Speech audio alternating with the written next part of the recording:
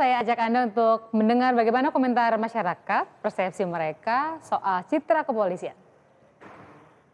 Juga pemberantasan narkobanya udah mulai membaik. Terus kayak di bidang korupsi dan pemberantasan hal-hal semacam itu juga udah mulai cukup membaik dibandingkan dengan kinerja sebelumnya.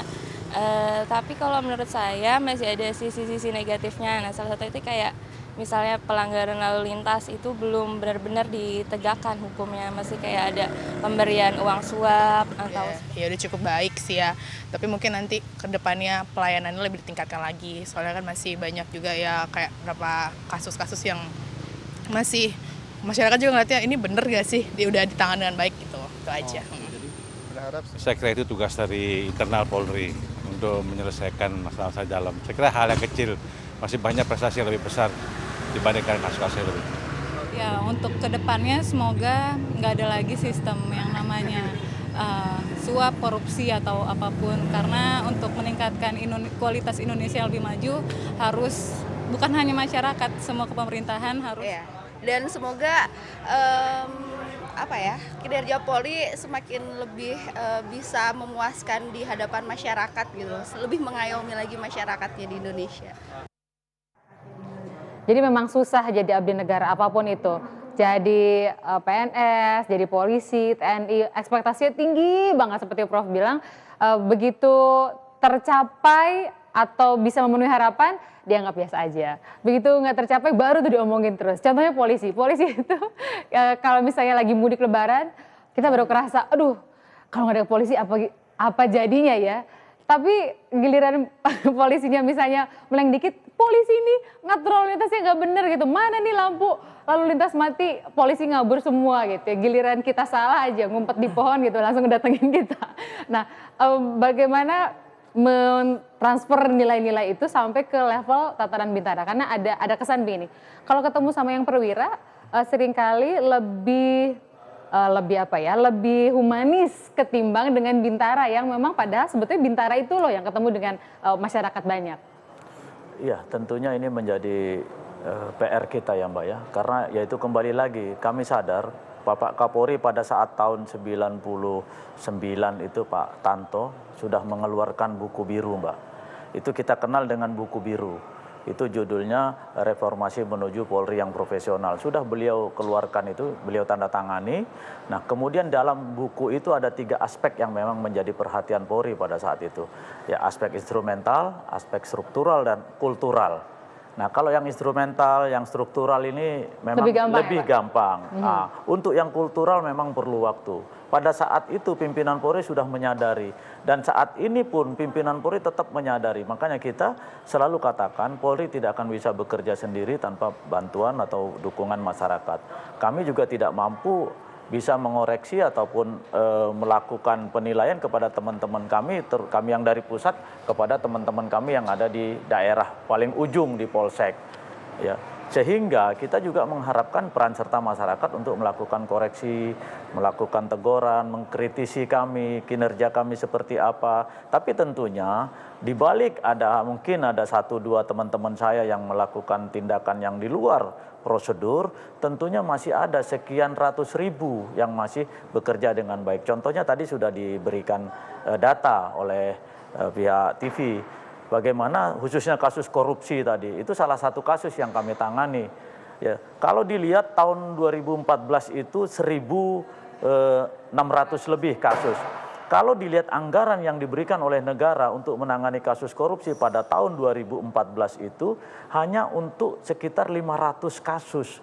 Berarti jadi 3 kali lipat. Nah itu 3 kali lipat. Bagaimana kita menyikapi untuk menangani kasus ini? Kalau kami konsekuen dengan anggaran yang ada, begitu kasus misalnya 530, begitu 531 kami nggak mau menangani karena anggarannya sudah habis. Tapi kan Polri tidak bisa bekerja itu. Makanya pimpinan Polri menyikapi ini butuh peran serta masyarakat itu untuk awasilah kami. Silahkan dikritik, tapi kritiklah yang membangun. Jangan hanya bisa mencaci maki, tapi tidak memberikan solusi. Kami tidak resisten untuk dikritik. Baik. Tidak. Sekarang kami akan bergabung dulu dengan rekan kami di Medan Sumatera Utara, Pak Agus dan Prof Adrianus Meliala, karena kita ingin mengetahui bagaimana kondisi terakhir terkait jatuhnya pesawat Hercules C-130 milik TNI Angkatan Udara. Kita bergabung dengan rekan Umar yang sudah bersama dengan Kepala Pusat Penerangan TNI Pak Fuad Basyah. Silakan Umar.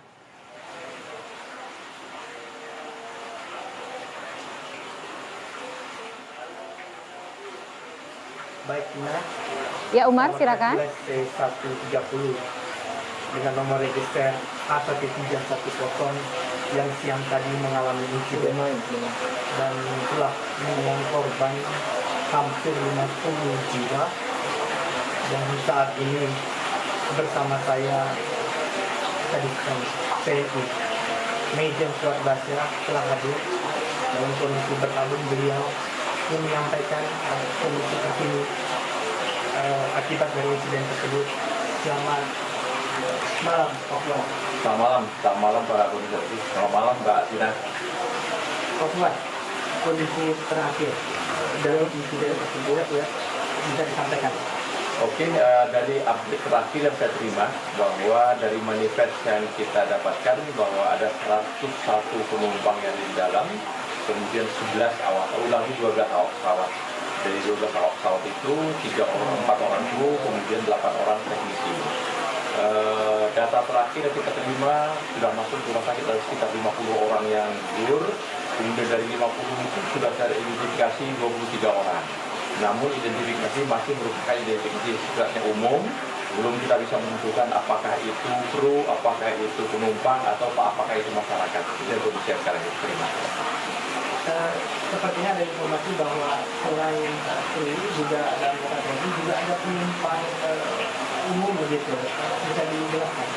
Baik, terima kasih. Jadi di dalam pesawat itu sendiri ada kru, kemudian ada militer, baik dari dua angkatan darat, angkatan udara yang sudah teridentifikasi ya, apakah ada angkatan laut belum ada beritanya.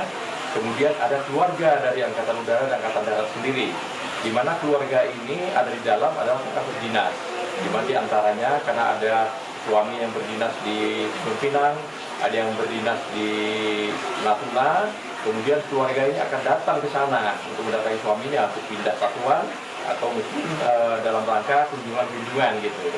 Jadi mereka memang diizinkan untuk menggunakan pesawat angkatan udara karena untuk kepentingan dinas. Ya. Tidak ada masyarakat sipil lain? Masyarakat sipil lain di dalam pesawat tidak ada, tapi kalau yang gugur kita belum tahu apakah ada atau tidak, tapi nanti akan dapat diketahui setelah identifikasi lebih lengkap. Koordinasi antara Jakarta dengan Medan? Kita koordinasi sangat ketat, apalagi sekarang ini semenjak tadi pagi Panglima TNI mendapatkan berita tentang ini, Panglima TNI langsung memerintahkan Kepala Staf Angkatan Udara untuk membentuk tim investigasi untuk berangkat hari ini juga ke Medan. Kemudian Kepala Staf Angkatan Udara sendiri dengan beberapa staf beliau saat ini 2 jam 7 malam tadi saya dengar berita beliau sudah berada di Medan untuk menindaklanjuti proses-proses itu semuanya. Baik Pak Fuad, terima kasih. Terima kasih pemirsa di RCTI.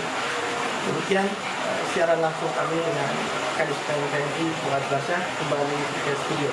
Ina. Terima kasih Umar sudah memberikan informasi terkini dari Medan Sumatera Utara, dan ini menunjukkan bahwa memang proses evakuasi belum selesai, masih terus dicari korban-korban yang gugur akibat jatuhnya pesawat Hercules C-130. Prof. Adrianus tadi kan menyinggung soal kapal induk diminta jadi speedboat, dan ada yang malas belajar, nggak mau berubah. Dari 400 ribuan anggota Polri itu 20%-nya perwira. Yang malas ini yang mana menurut Prof?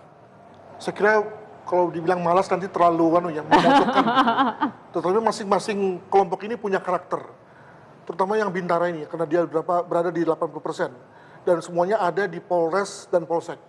Sekarang ini dengan kecenderungan di mana bukan semua ya, tapi minimal anggaran sudah didorong ke bawah, sarana prasarana didorong ke bawah. Jadi hampir nggak ada lagi Polsek yang nggak punya R4 Pak ya, gitu. Pasti punya mobil gitu. Tapi kok getarannya belum ada gitu ya. Getaran yang maksudnya apa? Ya minimal misalnya kehadiran polisi belum high visibility gitu ya. Nah setelah kita lihat dari segi persebarannya, maka ternyata yang turun ke lapangan benar-benar itu cuma 1/3 kekuatan. 2/3 itu habis di kantor. Mulai dari ngurusin humas lah, ngurusin keuangan lah, ngurusin min lah dan seterusnya. Dengan kata lain hanya 1/3, itu pun juga dibagi 3 lagi. Nah menurut saya memang Pak Agus perlu diberi perhatian agar ada semacam reorganisasi di tingkat polsek, sehingga minimal hanya sepertiga di kantor, 2/3 di dalam ke lapangan, dan itulah yang menjadi wajah Polri. Di mana-mana, bergerak di mana-mana, ada di jalan menyapa dan seterusnya. Sebab dengan demikian lalu kemudian banyak sekali kejahatan dapat tercegah hanya karena Polri-nya hadir. Nah ini menurut saya perubahan yang model-model tadi, kapal selam, kapal induk yang kelihatannya gampang, tapi begitu kemudian dikaitkan dengan birokrasi, jabatan, itu ternyata susah sekali. Babaliot kalau dalam bahasa sekarang.